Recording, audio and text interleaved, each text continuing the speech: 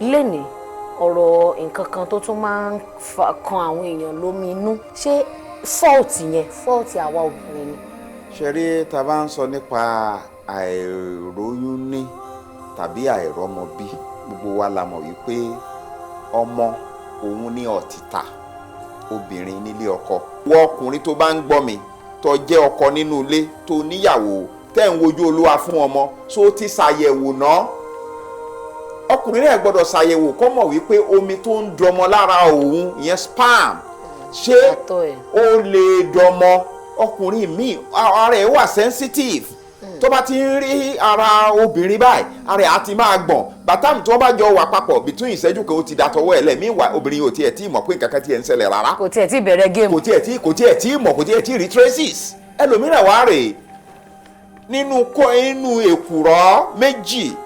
tó wà ní abẹ́ ọkùnrin ẹyọ̀kan péré lónìí. ṣé ẹyọ̀kan yẹn ò lè dá nǹkan kan irọ́ kò possible. irú yẹn kò ní lè produce àtọ̀ kankan. ọ̀pọ̀lọpọ̀ ọkùnrin ló jẹ́ pé kò ń tiẹ̀ ń release rárá a máa dry síbẹ̀ ni. à ń pe kíní kan ní precum tó jẹ́ pé irú yẹn yọkẹ́ máa rómi kí bí omi ìgbín lásán. nǹkan tó jẹ́ rí sperm gan kò ní jáde lára ẹ̀. irú ẹnìyẹn náà ẹ gbàgbé ẹ̀ kò lè fún yẹn lóyún. káwọn ọkùnrin ká lọ reduce àwọn chemical tá à ń kó jẹ ní mímu ní lílò ìlòkulò yẹn ìmúkùmù yẹn ó ti pọ̀ jù. àwọn ọmọbìnrin tẹ́ ẹ̀ ń fẹ́ tó yẹ pọ̀ kẹ́ lọ gbé lójú títì tó o mọbi tó ti wá ń bo ló ti ń bọ̀. irú àwọn yẹn náà tó bá ń bàlẹ̀ kò sí nǹkan kan tí kò lè ṣẹlẹ̀ wọ́n lè fàtọ́ ẹ sí anything gbàgbé ẹ̀. bọ́kùnrin ṣe lo obìnrin lobìnrin náà lobìnrin náà lu ọkùnrin ẹ ti gẹ́ẹ̀tì ẹ̀. tọ́lẹ̀ jẹ́ wípé wàá máa wá sọ́nà mi ó ti lògùnlògùn kọlu àbí kò increase kò lè increase ó ti fi abẹ́ kọ́. ó ti yí pin. bẹ́ẹ̀ni so in this case a gbọ́dọ̀ máa nífura pẹ̀lú gbogbo nǹkan tá a bá ń ṣe.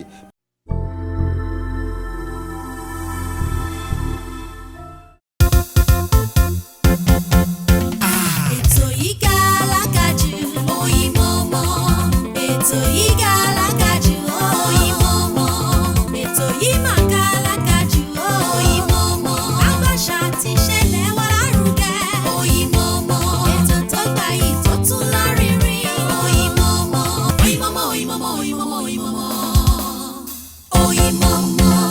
ẹ káàbọ̀ padà sórí ètò wa ètò Oyinmomo láwà bẹ́ẹ̀ ni this is where we add honey to the spice of life gẹ́gẹ́ bí mo ṣe sọ fún yín wípé àlejò tí mo gbé wá lénìí a máa ní ẹ̀kọ́ nípa bá ṣe ń tọ́jú ara wa ìlera òun ni ọrọ̀ kò sí ọ̀rọ̀ tá a fẹ́ kójọ tí ìlera bá ti mẹ́hẹ̀ kò sí nǹkan tí a lè ṣe àmọ́ lórí ètò lẹ́ni bóyá pépà àti báírò lẹ fẹ́ mú bóyá ẹ fẹ́ sèvì fídíò yìí tẹ́ ẹ bá ti ń wò ó kẹ́yìn náà lè sọ fún àwọn èèyàn pé mo gbọ́ nǹkan kan lórí ètò Oyinmomo bọ́n ṣe wíre báyìí kàṣà báyìí káwòdì gbogbo ẹ̀kọ́ yẹn ibi láti máa kọ́ àlejò wa Alhaji Sulaiman wọ́n wà níkàlẹ̀ tí a mọ̀ sí gbélérò alternative therapy Alhaji Sulaiman Oṣuọlálé ẹ káàbọ̀ sórí ètò wa lẹ́nu. ẹ kú kalẹ̀ o mo kí gbogbo ojú tó ń wò wá nínú ilé o èjì tẹ́ fi ń wò wá kò ní rí bí o etí tẹ́ fi ń gbọ́ wa náà ire la máa fi gbọ́ o àjíǹde ara yóò máa jẹ́ o orúkọ mi ò yí padà alàgbà Sulaiman Oṣuọlálé aláṣẹ ìgbélérò alternative therapy àfikalẹ̀ sí Ẹ̀kọ́rọ̀ junction ní abúlé Ẹ̀gbá ní ìlú Èkó àjíǹde ara yóò máa jẹ́ o. Bàbá lẹ́ni ọ̀rọ̀ nǹkan kan tó tún máa ń kan àwọn èèyàn lómi inú òun ni mo fẹ́ ká sọ ẹ ti mọ̀ èmi náà ti mọ̀ àwọn aráalé tí wọ́n ń wò wá lẹ́ni we are going to be talking about infertility in men àìrọ́mọbí nínú ọkùnrin ṣe mọ̀ wípé ó ti pín sọ́nà méjì àìrọ́mọbí nínú obìnrin wà àìrọ́mọbí nínú ọkùnrin wà púpọ̀ nínú àwọn ọkùnrin wa wọ́n á máa jáṣà wọ́n á máa tì sáwọ́ obìnrin pé àwọn obìnrin ní ká lọ chẹ́ẹ̀kì ara wa kí ló ti fara ṣe ń gbà ẹ̀wé bóyá ilé ọmọ mi lọ́nà ti gbé jáde ọyún mi lọ́nà ti jẹ́ ká má máa sọ torí bóyá àmọ́ bóyá àwọn ọmọ lè máa kọjá ní sáà tí a bá ń wò wọ́n á ṣáà máa da blame yẹn lé wa lórí alàgbà ṣé fault àwa obìnrin ni. ẹ ṣe olóòtú ṣe rí tá bá ń sọ nípa àìróyún ní tàbí àìrọ́mọbí gbogbo wa la mọ̀ wípé ọmọ òun ní ọ̀títà obìnrin nílé ọkọ ìyẹn ni pé ọmọ ní ibùjókòó obìnrin nílé ọkọ àwọn Èkìtì wọn ní ọmọ wẹ́rẹ́ o ọmọ wẹ́rẹ́ ọmọ mà ní ọ̀títà obìnrin nílé ọkọ orí mi máa yọ̀ títà tèmi ọmọ lèrè. Gbogbo àwa tí a ti bí Ọlọ́run á sì àwọn ọmọ wa ní ọmọ alálùbáríkà. Àmín. Àwa tí àwa ń wojú Olúwa fọ́mọ, Olúwa á pèsè fún ẹnì kọ̀ọ̀kan wa o. Ṣùgbọ́n ṣe mọ̀ pé ní ilé èèyàn dúdú wa ń bí à ń pe kinní kan ní African mentality. Òun ni ìròrí àti ìṣe wa àti máa ń nígbàgbọ́ yìí pé tírú ìṣù báyìí bá ṣẹlẹ̀ láàrin tọkọ-tìyàwó, obìnrin ni a máa ń dà lé lórí. Ṣùgbọ́n lọ́pọ̀lọpọ̀ gbà ọkùnrin náà ní tiẹ̀ o, tó jẹ́ wípé ọkùnrin lè jẹ́ okùnfà nǹkan tí oyún ò fi dúró lọ́pọ̀lọpọ̀ gbà. Torí wípé òun lẹ́fì máa rí pé ẹlòmíì ó ti lè lọ́kọ fún bí ọdún 15 tí a wà ń bẹ̀ kò ní sọ́mọ, 20 ọdún kò ní sọ́mọ, tó bá kúrò ń bẹ̀ tó padà wàá lọ fẹ́ ẹlòmíì láàrin bí oṣù 3 oṣù 4 oyún abádé. So ìyẹn ni wípé ìwọ ọkùnrin tó bá ń gbọ́ mi tó jẹ́ ọkọ nínú ilé tó níyàwó tẹ́ ń wojú Olúwa fún ọmọ, so ti ṣàyẹ̀wò náà. Ọkùnrin náà gbọ́dọ̀ ṣàyẹ̀wò kó mọ̀ wípé omi tó ń dọmọ lára òun ìyẹn sperm ṣé ó lè dọmọ. Abnormal wa ń wà pẹ̀lú sperm wa. Nǹkan tí ọkùnrin ní ṣe nínú ìgbéyàwó tá a bá ń wọ́mọ nínú ọ̀rọ̀ pé à ń wọ́mọ ó tó nǹkan bí oríṣi 12 lára ọkùnrin nìkan. Àkọ́kọ́ náà ọkùnrin gbọ́dọ̀ jẹ́ni tó dá pé, arákùnrin mi so dá pé. Ọ̀pọ̀lọpọ̀ ọkùnrin ló ní abnormal ejaculation, premature ejaculation, tó jẹ́ wípé láàrin ìṣẹ́jú kan sí kejì ẹ̀gbọ́n sìgàsìgà ṣẹ̀kan sùn lọ òókọ́ dé òórùn dé ó ti dá tọwọ́ ẹ̀ lẹ̀. Irú ọkùnrin bá wọ̀n yìí ó lè jẹ́ okùnfà nǹkan tó jẹ́ pé obìnrin ò fi lè lóyún, torí pé obìnrin mìíràn ara ẹ̀ hàdì gan kó tó di pé ó fẹ́ come tó wá pàdé ẹyin títí ẹ, ó dìgbà tó bá ń lo bí ìṣẹ́jú 10 ìṣẹ́jú ẹlòmíràn dẹ̀rẹ̀ ọkùnrin míì ara ẹ̀ wà sensitive. Tó bá ti ń rí ara obìnrin báyìí ara ẹ̀ á ti máa gbọ̀n, bàtàmù tí wọ́n bá jọ wà papọ̀ between ìṣẹ́jú kan ó ti dàtọwọ́ ẹ̀ lẹ̀. Meanwhile obìnrin ò tiẹ̀ tí mọ̀ pé nǹkan kan tiẹ̀ ń ṣẹlẹ̀ rárá, kò tiẹ̀ tí bẹ̀rẹ̀ game, kò tiẹ̀ tí mọ̀, kò tiẹ̀ tí rí traces. So irú nǹkan báyìí wọ́n tó bá ní lára a máa ń pè ní quick ejaculation, abnormal ejaculation. A gbọ́dọ̀ tọ́jú ẹ̀. Kò sóbìnrin ọpọlọ at least 85% obìnrin ni ó fẹ́ rú ẹ̀ globally, kìí ṣe Africa nìkan. So in this case eléyìí jẹ́ nǹkan àkọ́kọ́. Ẹlẹ́ẹ̀kejì, ǹjẹ́ o pé lọ́mọkùnrin? Ọ̀pọ̀lọpọ̀ ní òun gẹ́gẹ́ ọ̀dà pé tó tọ́jẹ́ wípé nǹkan ọmọkùnrin ẹ̀ kò ń wé kí wọ́n máa gbẹjọ́ kí ló ń ṣe ẹ́ gan ló ṣe wádìí ẹ̀. ṣé jẹ̀díjẹ̀dí ni tiẹ̀ ni àbò ní àwọn infection àbò ní diabetes kí ló ń ṣe ẹ́ gan tó fi jẹ́ pé nǹkan ọmọkùnrin ẹ̀ kò kí ń ṣe déédéé. Ọ̀pọ̀lọpọ̀ obìnrin ló wá ń ká àwọn nǹkan yẹn mọ́ra tí ò tẹ̀ ní lè sọ fún family, kò ní lè sọ fún anybody. Níwáyé ọkọ ẹ̀ gangan lọ́mọ yìí pé tọ́bẹ̀ ṣe lé ní báyìí ó lè tọ́sẹ̀ 3 ọmọ máa họrin bí ọ̀pọ̀lọ́. Kọkùnrin yẹn kó tọ́jú ara ẹ̀ ní eré àyẹn. Ọkùnrin mi yẹn wá wà tó jẹ́ wípé ó ní low sperm count, ìyẹn ni pé ẹyin tó ń dọmọ gbọ́ mi yé o. Lọ́pọ̀lọpọ̀ ìgbà ẹlòmíì máa wò pé tóun bá ṣe da omi yẹn tó kí òun lòun fi lè fún yẹn lóyún. Irọ́ ni o. Nǹkan tó ń di ọmọ nínú ẹ̀ gangan ẹ́ẹ̀gì yẹn ò lè fojú rí. Sórí omi tá à ń dà yẹn ọkàn jẹ́ gẹ́gẹ́ bí swim tó jẹ́ pé àwọn ẹ́ẹ̀gì yẹn máa rí bí lúwẹ̀ẹ́ torí pé wọn ò lè dárìn láì jẹ́ pé wọ́n rí omi yẹn ní o. kì í ṣomi tó ń dà yẹn gangan ló ń dọmọ, nǹkan tó ń dọmọ nínú ẹ̀ ò lè rí o. Nǹkan yẹn gangan wá ní òǹkà tó ń ka ẹ̀ tí ò bá pé, tí ó bá kójú òṣùwọ̀n, gbàgbé ẹ̀. Ẹlòmíì ní tó 150 million, ẹlòmíì ní 200 million ló ń kà tá à ń sọ ẹ̀. Ṣùgbọ́n èyí tó kéré jù tó yẹ kó tó bá yẹ less than that ó tiẹ̀ gbàgbé ẹ̀ pòun fún yẹn lóyún, ó gbọ́dọ̀ ní tó 20 million tàbí 25 million. Ẹlòmíì wá rè 15 million péré lónìí, ẹlòmíì ní 10, ẹlòmíì ní 5. So irú wọ bẹ́ẹ̀ yẹn o ní dì láti wá bó ṣe increase nǹkan yẹn kí ó lè pé òǹkà tó fi lè fún yẹn lóyún. Ìyẹn ló máa ń pè ní boosting of the sperm count. So ìyẹn bẹ́ẹ̀ yẹn. So ẹlòmíràn wá rèé nǹkan tóun ní òun ni à ń pè ní oligospermia. Ìyẹn ni pé kò tiẹ̀ lẹ́yìn kankan, gbogbo ẹyin yẹn ti kú. Irú yẹn lọ́pọ̀lọpọ̀ gbà wọ́n máa lọ adopt ọmọ ni o, torí pé àti mú kí ẹyin jáde kò tiẹ̀ sí ń bẹ̀ rárá. Egbògi tó máa ń ṣe irú yẹn kì í ṣe egbògi kéékèèké, wọ́n máa ń gbà wá lásìkò, ṣùgbọ́n ẹnìyẹn máa padà rí ẹyin, á máa gbé ẹyin yẹn jáde pẹ̀lú egbògi ìbílẹ̀ léyìí tó dájú gan so ìyẹn náà wà bẹ́ẹ̀ ẹlòmíràn wá rèé nínú èkùrọ́ méjì tó wà ní abẹ́ ọkùnrin ẹyọ̀kan péré lónìí. ṣé ẹyọ̀kan yẹn ò lè dá nǹkan kan ní. kò possible irú yẹn kò ní lè produce àtọ̀ kankan ọ̀pọ̀lọpọ̀ ọkùnrin ló jẹ́ pé kò ń tiẹ̀ ń release rárá a máa dry síbẹ̀ ni à ń pe kíníkan ní precum tó jẹ́ pé irú yẹn yọkàn máa rómi kí bí omi ìgbín lásán nǹkan tó jẹ́ rí sperm gan kò ní jáde lára ẹ̀ irú ẹni yẹn náà ẹ gbàgbé ẹ̀ kò lè fún yẹn lóyún ṣe mọ̀ pé ó ti ń lọ báyẹn ẹlòmíràn wá rèé ó ní ẹ̀jẹ̀ ríru tó jẹ́ wípé kò tiẹ̀ ní lè ṣe nǹkan kan so there are a lot of ẹlòmíì dẹ̀ ní infection tó jẹ́ pé infection yẹn ti penetrate tó ti bà àwọn nǹkan kan jẹ́ nínú ara ẹ̀ ẹlòmíràn ó ti ní jàǹbá kan tó lọ níyẹn ó ti lọ ṣe ibi tí sperm ń gbà wá tó jẹ́ wípé kò tiẹ̀ ní lè ṣe nǹkan kan ẹlòmíràn gèrè jẹ̀díjẹ̀dí ọ̀dà láàmú diabetes ò mú nkẹ́kọ̀ọ́ mú ṣùgbọ́n tó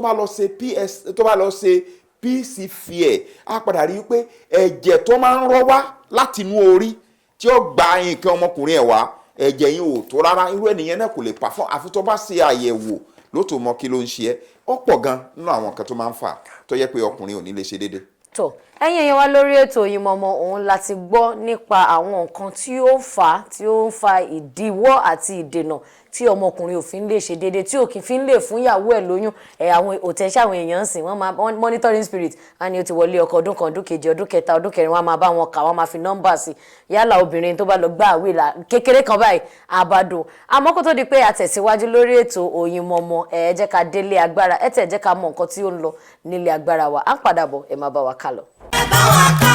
lọ kájọ gbádùn ètò yìí. Orúkọ mi ni Dọ̀tun Àkàndé èmi ni mò ń tọ́jú àwọn ọmọ tí ò lè sọ̀rọ̀ àwọn ọmọ tó ní àrùn kan àbí méjì tí òyìnbó ń pè ní autism láti Patrick Speech and Language Center ẹ máa wo Oyinmomo lórí amóhùnmáwòrán yín lórí tẹlifíṣàn yín lórí social media yín kẹ́ túbọ̀ máa yí sí kẹ́ máa gbọ́ ètò tí wọ́n máa ń gbé kalẹ̀ ètò wọn ní arinrin gan kẹ́ máa wò wọ́n ẹ ṣé. ẹ bá wa ká lọ kájọ gbádùn ètò yìí. ẹ káàbọ̀ padà sórí ètò Oyinmomo bẹ́ẹ̀ ni gbogbo ibi tí ẹ bá ti ń wò wá ẹ̀yin tẹ́ ẹ ṣe darapọ̀ mọ́ wa náà àti ìlọ́jìnà kódà ẹ̀rọ ayélujára ó ti fi àǹfààní lẹ̀ pé ẹ lè tẹ rewind ẹ lè fast forward ẹ lè pause ẹ̀kẹ́ tó lọ ṣe nǹkan míì kẹ́ padà sídìí ẹ̀ kẹ́ play ẹ̀ ká lè fi ìgbádùn ká lè fi mú ayọ̀ àti ọgbọ́n ká lè mú nǹkan kan kúrò lórí ètò yìí lónìí lórí ètò bákan náà la ṣe ń ṣe àyẹ̀wò kí ni àìrọ́mọbí nínú ọkùnrin púpọ̀ náà àwọn African men wa gẹ́gẹ́ bí àlejò wa ṣe ṣàlàyé wọn ní àwọn ọkùnrin Africa wọn ní obìnrin ni láì mọ̀ pé àwọn gan ó kù díẹ̀ káàtó yálà kẹyìn yẹn lé ẹyin tó fẹ́ dọmọ kó lẹ lazy egg gẹ́gẹ́ ṣe lazy Nigerian youth àwọn egg gan lazy ń gbà mí kò ní dín kankan àní rómi àní rẹ́jẹ̀ àmọ́ à ń fa lọ síbi tí a máa ti rí cure nípa tí nǹkan bá ń ṣe wá àìrọ́mọbí àwọn ọkùnrin míì tiẹ̀ máa ń lọ́ọ̀kì àwọn obìnrin á sọ fún wọn pé bọ̀bọ̀ lọ chẹ́ẹ̀kì ara ẹ̀ ọkùnrin míì ò dẹ̀ róbìnrin sọ fún àmọ́ yẹ kí wọ́n gan kò ní àkíyèsára pé kíní ọkùnrin míì lè sọ wípé látijọ́ tóun ti wà bóyá tóun tẹ̀ ti mọ jìgìjìgì gbangba mi obìnrin ò dérí kó ní mo ṣe mistake lóyún fún ẹ kódà ọkùnrin míì àtún máa dáṣà wípé bóyá torí pé òun lo rọ́bà dáadáa ni àmọ́ rọ́bà máa ń já náà lẹ́ẹ̀kọ̀ọ̀kan àwọn mistake kan wà bẹ́ẹ̀ alájì níbi tí a bá dé yìí kí ni àwọn nǹkan tí àwọn ọkùnrin gan lè ṣe láti dẹ́kun tàbí láti boost sperm wọn kó lè máa dọmọ. ṣẹ̀rí àkọ́kọ́ àwọn bọ́ìsì ni mo fẹ́ bá sọ̀rọ̀ torí pé àwọn náà ló wà lójú pé wọ́n ń wọ́ ọmọ tí wọ́n nídìí ọmọ tàbí ẹni tó ṣẹ̀ṣẹ̀ ṣègbéyàwó àkọ́kọ́ ni wípé káwọn ọkùnrin ká lọ reduce àwọn kẹ́míkà tá à ń kó jẹ ní mímu ní lílò ìlòkulò yẹn ìmúkùmù yẹn ó ti pọ̀ jù ẹlẹ́ẹ̀kejì wọ́n tó bá ń súnmọ́ bí tó gbóná tó ń jókòó síbi tó gbóná àìyẹn náà ó máa ń jẹ́ kí sperm kó watering lọ́pọ̀lọpọ̀ gbà ẹlòmíì kìí ṣe pé lárùn kankan ṣùgbọ́n bí tó ti ń ṣe àti ibi tó ń jókòó lé tó ń gbóná yẹn ìyẹn gẹ́gẹ́ náà ò lè fà á ẹlòmíràn antibiotic tó bá ti lò ó jù ó máa ń dá àwọn nǹkan kan sílẹ̀ náà àtàwọn nǹkan mìíràn náà tó jẹ́ bíi alcohol àwọn nǹkan kan ẹlòmíràn wà rè kò tiẹ̀ ní nǹkan kan àtọwọ́fà ni torí pé mo sọ fún yín pé Áfíríkà la wà o Nàìjíríà la wà o nothing is impossible tó bá ti kan pé à ń lọ síbi spiritual aspect torí pé àwọn nǹkan táwọn à ń rí nínú ọ́fíìsì wa àtàwọn nǹkan tí wọ́n ń kó tá a máa ń bá pàdé tó yẹ pé Ọlọ́run dẹ̀ ń fún wa ń ṣe láwọn oríṣiríṣi ẹlòmíràn wà tó jẹ́ pé spiritual kìíní lọ́lọ́ ní ọmọ mìíràn wà tó jẹ́ pé ó ti fìyà jẹ tó lè jẹ́ pé at the end of the day tó bá máa gbá ẹ mú báyìí for example ẹnìkan tó jẹ́ wípé ọmọléèwé ó máa lọ bá a fọṣọ right ìgbà tí àwọn tíṣà yẹn ni wọ́n máa lọ bá a fọṣọ ọkẹ̀díjọ́ kan ó lọ rèpù ọmọ yẹn ó wà nínú àwọn ẹgbẹ́ kan tó jẹ́ pé kò dáa rárá tá a lè máa sọ ń pẹ̀ lórí afẹ́fẹ́ ọkẹ̀dí sọ categorically pé kò lè bímọ láyé ẹni tí mò ń sọ yẹn ti wọ 62 báyìí o kò bímọ àtọ́ ẹ̀ ò lè dánmọ̀ so àwọn ways tí kìíní yẹn lè gbà wá pọ̀ ẹlòmíì lójú àlá bó ṣe ń bá yẹn ṣàṣepọ̀ lójú àlá wọ́n á gbárùgbó wá fún ẹ wọ́n á gbé kìíní kẹ wá fún ẹ gbogbo àṣà máa kó bó ni yàtọ̀ fún pé àwọn affect ẹ láwọn eré àkàn financially gbàgbé yẹn ẹlòmíì rà tó jẹ́ pé ó ń deposit nǹkan yẹn síbì kan ni àwọn ọmọbìnrin tẹ́ ẹ̀ ń fẹ́ tó jẹ́ pọ̀ kẹ́ lọ gbé lójú títì tó ò mọbi tó ti wá ń bo ló ti ń bọ̀ irú àwọn yẹn náà tó bá ń bàlẹ̀ kò sí nǹkan kan tí kò lè ṣẹlẹ̀ wọ́n lè fàtọ́ ẹ sí anything gbàgbé ẹ̀. bọ́kùnrin ṣe lo obìnrin lobìnrin náà lóbìnrin náà lu ọkùnrin ẹ ti gẹ́ẹ̀tì ẹ̀ tọ́lẹ̀ jẹ́ wípé wàá máa wá sọ́nà mi ó ti lògùnlògùn kọlu àbí kò increase kò lè increase ó ti fi abẹ́ kọ́. ó ti yí pé. bẹ́ẹ̀ ni so in this case a gbọ́dọ̀ máa nífura pẹ̀lú gbogbo nǹkan tá a bá ń ṣe particularly ẹ̀yin tẹ́ jẹ́ ẹ̀yin bọ́ìsì tó jẹ́ pé tọ́jọ́ dọ̀ ẹ jẹ́ ká lora wa dáadáa ẹ jẹ́ dẹ́ ẹlòmíì ó mọ̀ pé ó ní infection ó dẹ̀ ń jẹ ara ẹ̀ yẹn lọ títí tó fi bà spam ẹ jẹ́ ọ̀pọ̀lọpọ̀ 28 years 25 tó ń bá wá sọ́dọ̀ wa tàbí kí wọ́n lọ ṣe spam culture là ń pè é àti spam analysis bàbá tó máa mú result dé 0 ni kò ní sí nǹkan kan. dead kò lè kódà kó kóbìnrin 15 fún odidi bí ọdún kan ẹnìkan kò lè lóyún bẹ́ẹ̀. Because spam yẹn ti watering omi kò tiẹ̀ lè dẹ́yìn kankan mọ́ gbogbo àwọn nǹkan wọ̀nyí nǹkan tí kò wà òkè ni ọdẹ pọ̀ lára àwọn boys wọ̀nyẹn obìnrin mi kò wá mọ̀ á kàn dúró tí wọ́n 5 years wọ́n máa waste time ẹ̀ 10 years wọ́n máa waste time ẹ̀ meanwhile ọkùnrin yẹn ló ti lọ lo rẹ̀ nílùú àmùsùà ó ti lọ rẹ̀ nílùú commercial ara ó ń bọ̀ wá béèrè ẹlòmíì gan kíní ẹ̀ ti rí ìdí ó ti já thermometer ti já. ó ti já dànù tọ́jọ́ wípé nǹkan tí bàbá ẹ̀ tí wọ́n bá ka òǹkà nǹkan tí bàbá ẹ̀ ti ṣe ń jọ́ tó dáyé òun ti ṣe times 20 ẹ̀ gan. láì tiẹ̀ tí ì ní ìdí ẹ̀. So ìlòkulò àwọn bọ́ìsì yìí pọ̀ bí wọ́n ṣe rí omi òjò bẹ́ẹ̀ ni wọ́n ṣe ń lò ó àwọn ọmọbìnrin yìí dẹ́rẹ̀ẹ́ nǹkan tó lágbára ni o àwọn ọ̀daràn kẹ̀kẹ́ mọ́ o olómi lọ́mọ rẹ̀ o bẹ́ẹ̀ ni o so ká take it easy ká lora wa dáadáa torí wípé ẹlòmíì tó bá máa wọ 40 years kò ní lè ṣe nǹkan kan mọ́ ibi tó ti ṣe é dé. àti rẹ bàbá àti rẹ so gbogbo àwọn kan tó ń ṣẹlẹ̀ nìyẹn. cure ọ̀nà àbáyọ tó jẹ́ cure àkọ́kọ́ cure náà ni wípé ká máa rí i pé inú àwọn nǹkan tá à ń jẹ à ń yọ àwọn spices kan kúrò àwọn nǹkan òróró àwọn nǹkan bíi caffeine àwọn alcohol ká máa yọ kúrò nínú àwọn nǹkan tí à ń jẹ níwọ̀ àti nǹkan dídùn níwọ̀ tí o bá rí pé spam rẹ ọlọlẹ̀ bẹ́ẹ̀ kó máa jẹ àwọn vegetable àti bí àwọn cucumber kó máa jọ gẹ̀dẹ̀ dáadáa gbogbo àwọn nǹkan wọ̀nyí ó máa ń boost ká dẹ̀ máa jẹ nǹkan tó jẹ́ nǹkan tí ó lè jẹ́ kí ara kó máa jí dáadáa natural things fruit náà fruit yẹn ó ti ẹ̀ dáa jù ṣe then oògùn ìbílẹ̀ wà tó máa ń increase ẹ̀ tó lè fún ẹ ní 5 million ní dóòsì kan so ọ máa ń wà bẹ́ẹ̀ yẹn ṣùgbọ́n a gbọ́dọ̀ kọ́kọ́ mọ̀ yìí pé ṣé spam yẹn ṣé ò ní bacteria kankan torí pé tó bá lọ ní bacteria ó máa dàbí ẹni pé o gbé ọmọ àparò sábẹ́ ó wá ń gbin ọkà tó bá ṣe ń gbìn ọmọ àparò máa sọ jẹ bẹ́ẹ̀ náà ni tí bacteria bá wà nínú spam ẹ tó wá lọ ń lo oògùn spam tó bá ṣe ń increase àwọn nǹkan tó fẹ́ máa jẹ́ wọ́n ti wà ń bẹ̀ spam yẹn gbọ́dọ̀ free kọ́ mọ̀ yìí pé o ní infection kankan tó lè tamper kìíní yẹn ìgbà yẹn a máa lọ sókè naturally ó yẹ kí spam máa lọ sókè kò ń dúró sójú kan kó máa kún sí i yes the more tó bá ń jẹ nǹkan tó dáa tó dẹ̀ fẹ́rẹ̀ lọ́kàn balẹ̀ tí dẹ̀ ṣe pé gbogbo ẹ̀ nọ́ọ̀sù ọkẹ́ nínú ẹ̀kiri ṣáá torí pé àìsàn pọ̀ ń ta omi ìlẹ̀ parọ́ fún ẹ̀yin boys ó ń gbọ́ àìsàn yẹn pọ̀ kò ṣeé kó táwọn gẹ̀ẹ́sì bá dé ọ̀dọ̀ wa báyìí tó wá bẹ̀rẹ̀ sí ní analyse àti àwọn rìsọ́ọ̀tì wàá sá lọ. ní tó wà ń tàn sí. ọ̀pọ̀ gan. tó ẹ̀yin èèyàn lórí ètò Oyinmomo ṣètìgbọ́ wọ́n tún fi yẹ́yẹ́ sí ó kò pọ̀ lásán ó tún pọ̀ yẹ́yẹ́. ẹ má lọ máa kọ̀ fi nọ́ọ̀sù sẹ́ni wí ẹ̀ bẹ́ẹ̀ bá physical pàdé ẹ̀ bá spiritual pàdé ẹ̀ mọ ọmọ omi ọmọ ọgí ọmọ ọ̀pẹ àìjá ó di gbére o bátìrì ẹ̀ lónìí yẹn o àti gbé babare ilé ló máa gbẹ̀yìn ẹ̀. níbi tí a máa rí lórí ètò níbi tí a máa fi àdàgbà ètò yìí rọ̀ sí òun lélẹ̀ this is where we have to pull the curtain ṣe mọ̀ pé